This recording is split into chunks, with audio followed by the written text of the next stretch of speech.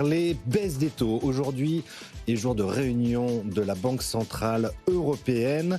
Une réunion importante qui arrive dans un moment où on a eu les résultats de l'inflation, notamment en France. C'était il y a 48 heures.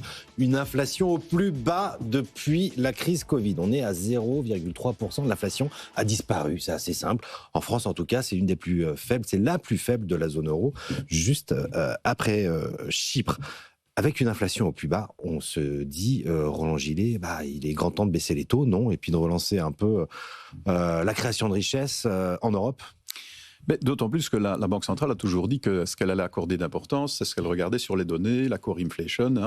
C'est l'objectif principal. On enlève les éléments, l'énergie, les produits alimentaires, ainsi de suite. Donc, elle a des raisons de pouvoir éventuellement le faire.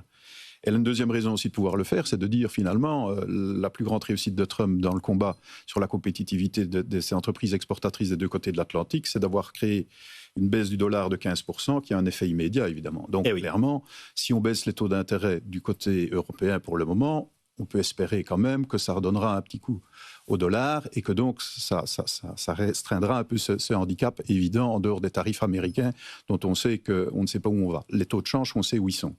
Donc je pense que c'est un deuxième élément. Et le troisième élément, c'est justement, on voit la France avec 0,7, peut-être 0,9% de croissance, clairement, mais on voit aussi qu'avec, comme on l'a dit tout à l'heure, la dette publique qui augmente, il y a une partie de ces déficits qui crée cette croissance. Donc, de façon endogène, le système n'est pas encore, quand même, j'allais dire, avec une croissance suffisante, et non sûrement pas pour rivaliser face aux concurrents, il faut bien le dire comme ça, américains et chinois. Donc, si on peut se le permettre aujourd'hui, pourquoi pas ? Le tout est de savoir si dans la tête, parce que des gens à la Banque centrale européenne, on n'a pas des anticipations, plus que l'inflation aujourd'hui, sur le fait qu'il peut y avoir une recrudescence de celle-ci. Mais si on est sur le volet uniquement les données aujourd'hui, pourquoi pas baisser les taux ? Oui, ça c'est certain. Ça pourrait être quoi la recrudescence de l'inflation ? Quand je vois d'ailleurs, on sait que ça va remonter. Mais... Regardez, quand on l'a baissé à certains moments où là on était carrément largement au-dessus des 2%, pour des raisons aussi de relance, on l'a fait. Et il y a un dernier élément que je voudrais quand même souligner, où là ils vont certainement faire très attention, c'est le fait qu'on fait des dépenses militaires en s'endettant un peu à gauche, à droite, et il ne faudrait pas alors créer une surchauffe, puisqu'on n'a pas encore les effets dans l'économie de ces dépenses importantes qui sont faites dans le militaire, donc dans la défense. Gaëlle. Oui, il faut souligner que quand même l'inflation est plus basse en France que dans le reste de l'Europe. Hein. C'est-à-dire que quand même la BCE gère l'Union européenne et là, je crois que c'était 1,7 plutôt. Donc c'est encore en dessous des 2. Donc on est parfaitement dans la cible de. Tout à fait. On peut le faire. Et proche mais inférieur de 2%. Alors là, je crois comprendre d'ailleurs que c'est dans la réflexion de la BCE, même si ça ne sera pas certainement pour ce jeudi, mais c'est dans la réflexion de la BCE à assez court terme. Ils ont aussi, je pense, un peu d'inquiétude face au prochain président de la Fed, puisque Kevin Warsh vient d'être nommé. Il va changer, donc normalement, je crois que c'est en mai, c'est ça, la fin de mandat de Jérôme Powell. Qui va, en tout cas, on a assez bien compris que Donald Trump voulait une baisse des taux, et pour l'instant, on attend encore un peu de voir à quel point il va y répondre d'une manière avec célérité et avec force, parce que quand même l'indépendance de la Federal Reserve, je pense que c'est vraiment un vrai test. Voilà, un sujet important, je pense, pour les investisseurs. Mais c'est vrai que la BCE est assez conservatrice. Et elle a, je pense, aussi gardé un mauvais souvenir de la période d'inflation récente très forte où elle a dû baisser très vite et ça a pris du temps, ça a décalé dans le temps, ça a pris du temps pour faire effet. Mais aujourd'hui, je pense que c'est vraiment indispensable dans l'espèce de guerre des zones, des 3 zones qu'il y a entre les États-Unis, la Chine, parce que la Chine aussi agite sa monnaie, elle a aussi une arme monétaire et elle a aussi fait baisser le yuan face à l'euro. Donc, en fait, l'euro se retrouve quand même avec la monnaie la plus forte. Enfin, la zone euro se retrouve avec la monnaie la plus forte alors qu'elle a la plus faible croissance. Donc, c'est quand même problématique. Roland Gillet, vous souhaitiez réagir ? S'il y a bien quelque chose que je voudrais dire un mot, c'est sur Kevin Warsh. Vous avez vu ce qui était dans la tête des marchés, sur qui on allait mettre.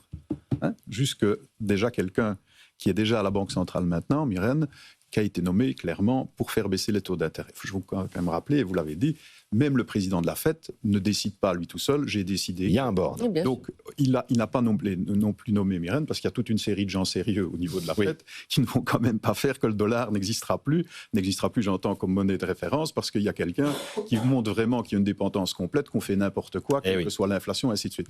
Mais ici, c'est quand même le président américain qui, obligé ou pas, ça on ne le saura sans doute jamais, a décidé de nommer quelqu'un qui d'abord, je le rappelle, a été relativement bon, vu par tous les acteurs pendant la crise, après de 2008 notamment.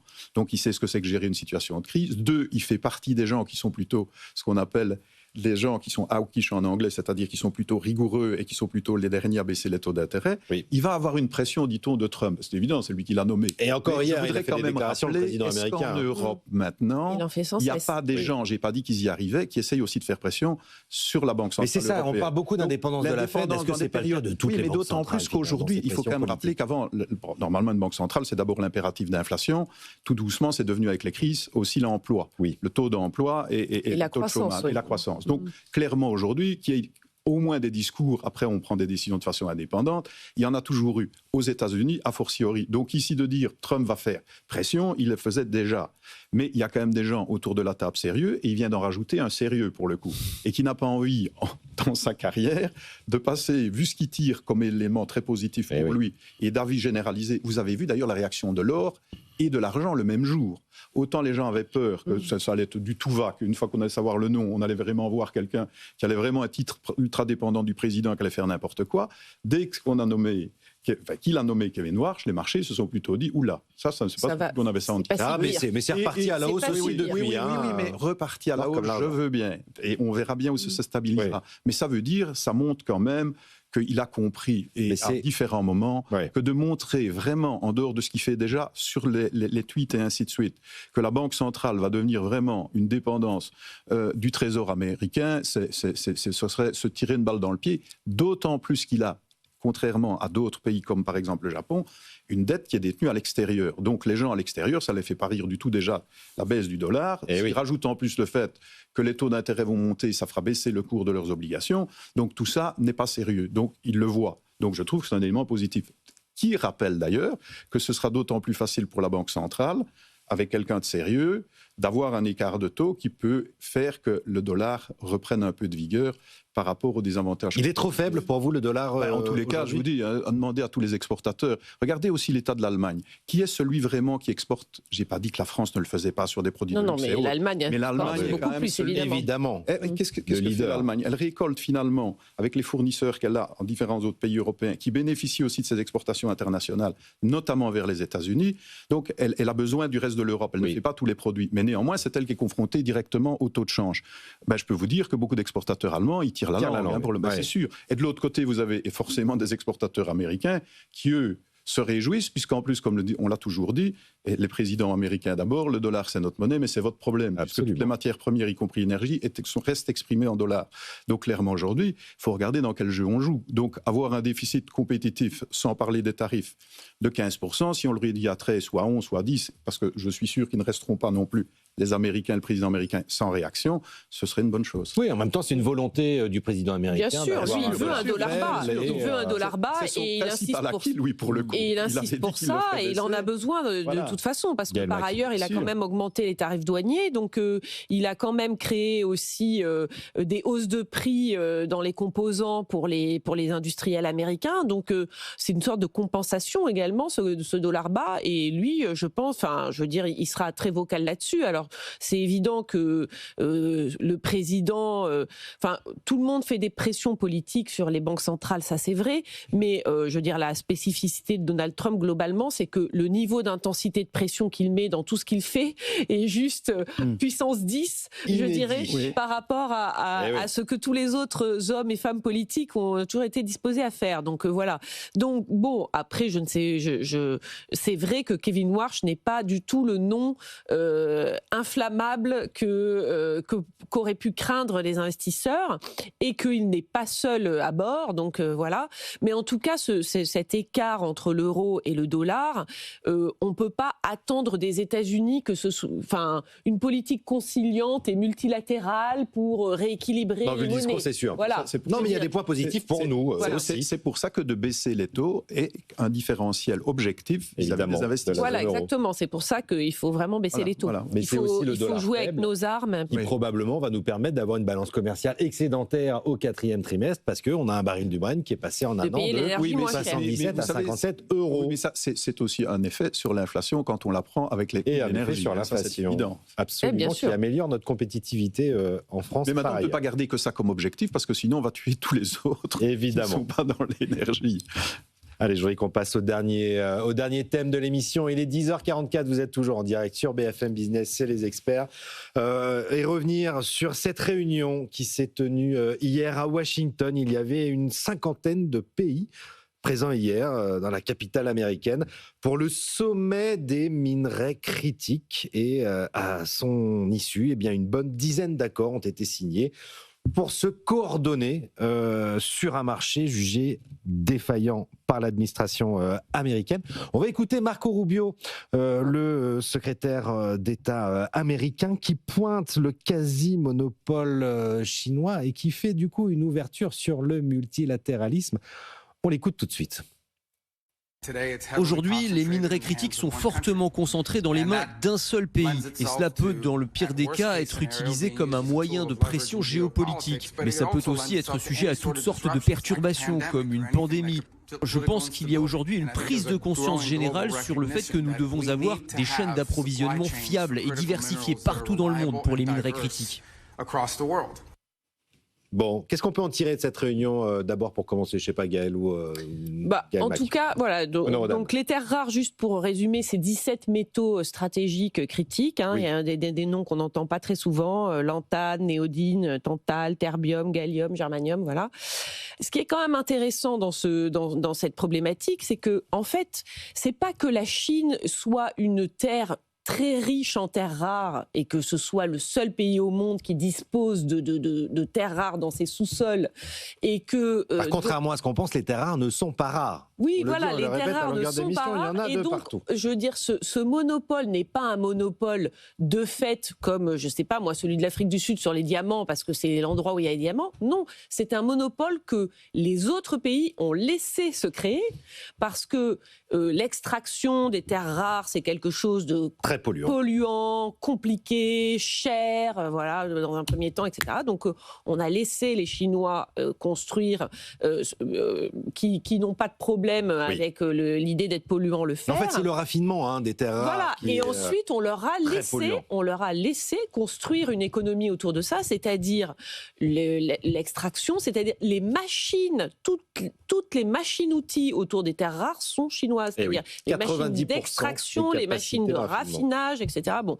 Et également les usines de raffinerie. Donc voilà, donc c'est par laisser aller et par, je ne sais pas, croyance en le multilatéralisme et en la mondialisation qu'on a laissé se construire ce monopole qui est totalement stratégique. Il y en a dans toutes les puces des terres rares, il y en a dans tous les... Il y a des aimants dans les... Ils servent pour faire des aimants qui sont utiles dans toute l'industrie, dans les véhicules électriques, dans les éoliennes, ils sont partout et notamment d'ailleurs dans le matériel qu'on utilise après pour la décarbonation, comme les véhicules électriques ou les éoliennes. Donc voilà, on a laissé ce monopole se construire et maintenant qu'on arrive dans une période de tension, de protectionnisme et de guerre des zones, et ben là, tout à coup, la Chine a dit « Ah ben oui, mais donc les terres rares, moi... » Je me réserve le droit de refuser l'exportation. Ça devient un levier géostratégique, effectivement, et notamment dans les négociations commerciales avec Donald Trump. Très vicieux, puisqu'ils disent « Attention, je ne veux pas que vous puissiez stocker des terres rares,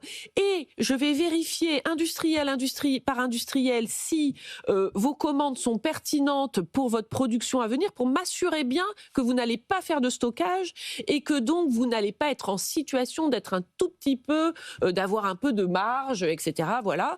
Et voilà, donc on a laissé se construire cette situation. Et maintenant, mais donc là, il y a une réaction quand même. Hein. Et ce maintenant, sommet voilà. à Washington, c'est quand même la première des réactions. Exactement. Et maintenant, on comprend qu'il faut réagir. C'est vrai que Marco Rubio avait dit, finalement, dans tout armement, il y a une puce, et dans toute puce, il y a une terre rare, et donc en fait, l'industrie de l'armement est également dépendante de la Chine. Et là, on voit les Américains tout d'un coup très ouverts au multilatéralisme et au partenariat, et notamment avec les pays européens. La France préside le G7, hein, on le rappelle, cette année, et c'est un sujet qui est tout en haut de la pile, Roland Gillet. Mais ils ont toujours l'art vous savez, c'est comme le make America Great Again, quoi. Moi, ça me fait franchement malheureusement sourire. Tous mes collègues américains qui ne sont pas nécessairement trumpistes, démocrates et républicains, dès que ces idées sont revenues, ils disaient, mais enfin, vous vous rendez bien compte qu'on se moque un peu de vous quand même. On est déjà, c'est malheureux à dire, mais les plus forts sur l'énergie, sur le géopolitique, sur la croissance économique, sur les technologies. Donc on veut devenir avec Trump encore plus fort, mais pas on est faible. Et alors une chose aussi, vous allez voir sur ce sujet-ci, je voulais rappeler, c'est le deuxième producteur mondial de terres rares avec 45 000 tonnes par an sont les États-Unis. Mais ce qu'ils ont, c'est pour le reste, 70% de leurs importations hors de ce qu'ils produisent vient de Chine. Et donc, quand je vois celui qui est quand même largement déjà en stockage stratégique, aller dire « Oh, ça c'est vraiment pas gentil. Nous, on serait à votre place, on ne ferait pas ça. » Alors que vous voyez l'attitude de Trump sur ses avantages coopératifs, ça fait un peu sourire. C'est le seul endroit où ils se sentent un peu en fragilité. Allez. Et ils sont quand même loin d'être très malheureux par rapport, je vous répète, deuxième producteur mondial en terres rares. Et c'est vrai qu'ils sont aussi, puisqu'ils font beaucoup de la technologie, un gros consommateur pour faire les produits. Mais tout ça est très malin. Et de nouveau, il ne faudrait pas, et je pense qu'ils n'ont pas besoin surtout de nous ni de moi pour le leur rappeler, que les Européens doivent faire très attention parce qu'eux ne sont pas avec le même confort. Parce qu'il y a toute une série de terres rares qui sont en Russie aussi. Vous avez vu que ce n'est pas nécessairement sympathique. Et dans le reste du monde, les autres pays, dont la Chine, sont déjà fort présents pour aller les chercher, les terres rares. Bien sûr. Donc clairement, on est plus embêté que ne le sont les Américains et a fortiori les Chinois. Par contre, effectivement, comme vous l'avez très très bien rappelé, c'est un peu nous qui avons laissé faire les choses. Et pour des raisons évidentes. Vous savez, c'est pareil pour le gaz de schiste. Hein. Souvenez-vous, à l'époque, on avait fait des forages en France. C'est pas très propre, on est d'accord. Mais les Américains avaient déjà leur pétrole. Qu'on a abandonné pour des raisons écologiques. De schiste et surtout de l'énergie bleue qui vient du Canada, qui est nettement mieux que l'éolien et le solaire. Pourquoi ? Parce que les barrages, ça produit de l'hydroélectricité comme du nucléaire, hiver comme été, avec la même puissance. Donc c'est vraiment un avantage très important. Et comme vous le savez, le Canada n'a malheureusement que l'Alaska et les États-Unis comme frontière, donc c'est le seul qui peut en bénéficier. Donc un jour, ils seront encore plus forts parce qu'ils peuvent en construire des tas de barrages et des barrages avec des rivières, des fleuves qui sont beaucoup plus puissants que ce qu'on a nous de notre côté. Oui, donc oui, Stéphane Séjourné, on réagit, mais c'est ce que je vais vous demander. Nous, on reste pas les bras ballants non plus. Alors on reste pas les bras ballants, bien sûr, mais à l'européenne. Voilà, à l'européenne, c'est-à-dire un peu lentement, comme toujours, un peu de manière un peu planificatrice, en faisant un groupe de travail, et bon, voilà. Donc, Grenelle, peut-être. Voilà, donc déjà, il y a un an déjà, Stéphane Séjourné avait annoncé 47 projets d'investissement pour les métaux critiques, plus généralement, toutes les matières premières critiques, dont les terres rares. Et en fait, le sujet était vraiment moins l'extraction, etc., que le raffinage. Il avait donné un objectif de 40% de raffinage en Europe en 2030. Bon, on n'y sera pas, hein, je veux dire, clairement. Ça, c'est l'objectif posé l'année dernière. L'année dernière, il y a un an, voilà. Alors, le seul sujet sur lequel on peut, je trouve, l'Europe progresser avec sur lequel il y a vraiment un potentiel, c'est le recyclage, en fait. Parce qu'aujourd'hui, il n'y a que 1% des terres rares qui sont recyclées. L'objectif de l'Europe, c'est 25%. Et effectivement, là, plus de chantage de la Chine sur les réserves. Hein, le recyclage, il y a quand même des millions de matériel informatique, électronique, etc. usagés. C'est pas du tout trivial de faire du recyclage de terres rares. Donc, c'est également polluant d'ailleurs. Et on en a plein nos décharges en même temps. Voilà, donc c'est pas impossible. Et après, il y a un autre. Il y a une réserve. Voilà, et il y a une autre aussi possibilité auquel réfléchir, puisque nous, à Challenge, nous avons chaque année un classement des 100 startups où investir. Cette année, j'ai été intéressée de m'apercevoir qu'il y avait pas moins de 3 startups qui ont candidaté, qui proposent des technologies d'aimants sans terres rares. Donc voilà, donc l'idée aussi, c'est est-ce que dans un certain nombre de produits, peut-on réfléchir à des innovations et à des inventions permettant de réduire le besoin en terres rares ou de l'éliminer carrément dans certains domaines? Ouais, c'est intéressant. Moi, ce que je trouve, alors je ne suis pas en tant que comme mes voisins experts sur le fond des sujets, sur l'aspect plus politique et sur la posture choisie par Donald Trump ou Marco Rubio en l'occurrence. Il y a quand même quelque chose qui interpelle, c'est-à-dire que d'habitude, on est plutôt dans les injonctions, on est plutôt dans les menaces. Oui. On l'a vu avec le Groenland, par exemple. Et là, on choisit, comme par hasard, une posture beaucoup plus multilatérale. Pourquoi ? Parce que on l'a observé depuis son premier mandat. À chaque fois que Donald Trump rencontre une résistance forte, si tant est qu'elle ait été si forte que ça, d'ailleurs, à propos du Groenland, mais à chaque fois qu'il y a une résistance qui est un petit peu forte face à lui, eh bien, il rebrousse chemin en termes de posture. C'est le fameux taco.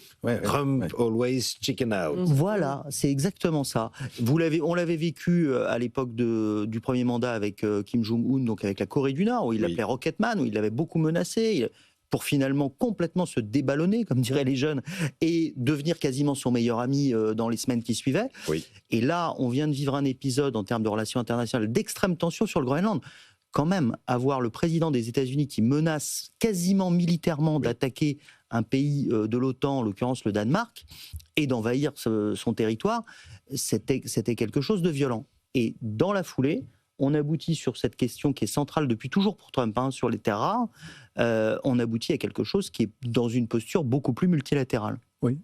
Il y a juste un point par rapport à ce que vous dites, que je partage pleinement sur l'attitude de Trump, mais il est le champion de la divergence. Donc il vous amène où il n'a pas besoin de vous amener pour que vous soyez focalisé là-dessus. Imaginez aller prendre le Groenland au Danemark. Bon. Et pendant ce temps-là, il nous endort sur le reste. Et on est focalisé. À quoi vous pensez ? Notamment avec le sommet de Davos, par exemple. Oui. C'était juste avant. Il a été boum. On s'est dit à Davos, il va dire une catastrophe. Vous avez vu ce qu'il a été dire à Davos ? Mais il y avait d'autres éléments. Il est venu avec beaucoup de gens, y compris le président de la TEC. Et vous savez qu'à Davos, il y a la grand-messe. Et puis, il y a les négociations sur le côté. Bien sûr. Et en bilatéral. Là, bon.